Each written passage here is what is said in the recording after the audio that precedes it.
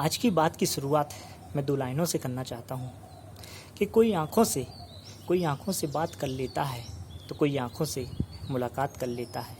कोई आँखों से बात तो कोई मुलाकात कर लेता है, लेकिन बड़ा ही मुश्किल हो जाता है हमारे लिए जवाब देना जब कोई इन आँखों से सवाल कर लेता है।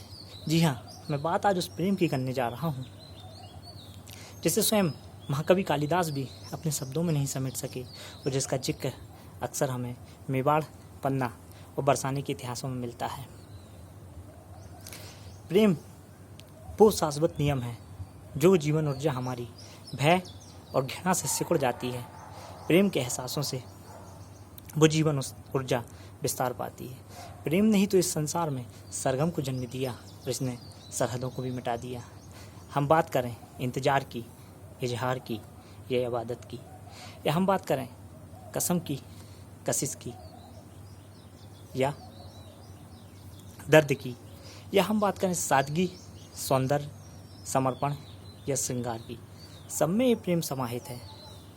हम बात करें चांदनी रातों की, चंदा या चकोर की, या हम बात करें प्रेम की अद्भुत रचना शकुंतला या चंद्रकांता की।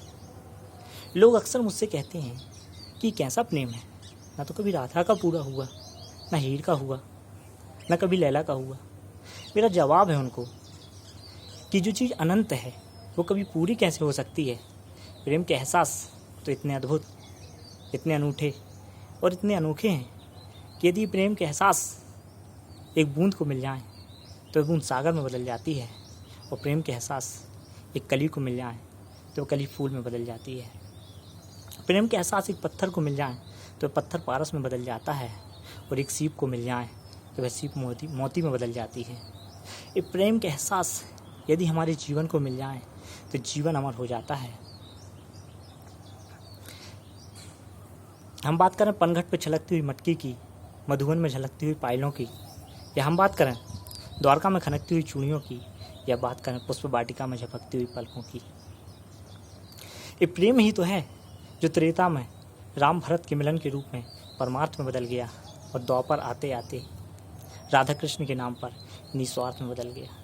कलयुग में मीरा की निश्चल प्रेम की धारा कुछ इस तरह से बही कि मीरा सदा सुहागन हो चली। इस प्रेम के कारण बांके बिहारी की नज़रों में आज भी मीरा नज़र आती हैं, और मीरा की मुस्कान से फूल झड़ते नज़र आते हैं।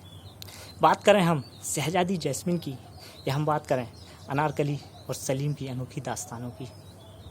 इस प्रेम के बिना इंसान का जीवन वैसा ही अधूरा है जैसे एक कलम के बिना कागज़ कोरा का कोरा है। और प्रेम जब पूर्ण हो जाता है तो यही वात्सल्य में बदल जाता है, और पहली बार जीवन में महाराज घटित हो जाता है। कहीं ऐसा ना हो जाए कि जिस सनम को हम हर जगह ढूंढ रहे हैं वो सनम भीतर हमारा इंतज़ार करता रह जाए, क्योंकि न काशी में है, न काबा में है, और न अयोध्या में है, और न मथुरा में है। वो सनम कहीं और कभी है तो अभी और इन्हीं क्षणों में है।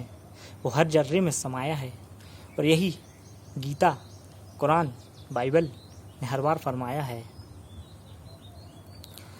तो आइए मेरे इन्हीं शब्दों के साथ प्रेम के सरोवर में हम सराबोर हो जाएं और गंगोत्री धाम की तरह पावन हो जाएं। पवित्रता के कमल को हम अपने भीतर खिला लेने में सहायक हो जाएं, और मेरे इसी संवाद के साथ आपके भीतर की संवेदनाओं के साथ और जीवन में अपार संभावनाओं के साथ आप जीवन में हमेशा हमेशा खिले रहें, खुले रहें, खेलते रहें और खुश रहें, और यह गुनगुनाते रहें कि ओ सनम तेरे हो गए हम, ओ सनम तेरे हो गए हम, प्यार में तेरे खो गए हम। ज़िंदगी में ए हमदम आ गया मुस्कुराना। अपने जीवन को इतना प्रेम से भरें, हम अपने जीवन को इतना प्रेम से भरें कि जब हम कहें तो हमारे शब्दों में झलके, और जब हम नज़रें ऊपर करें तो हमारी नज़रों से छलके। इस सनम एक बार नहीं हर बार यही कहे कि यू आर वेरी ब्यूटीफुल मेरे यार। आपका इतना सारा प्यार जो मुझे मिला उसके लिए आपका बहुत बहुत धन्यवाद।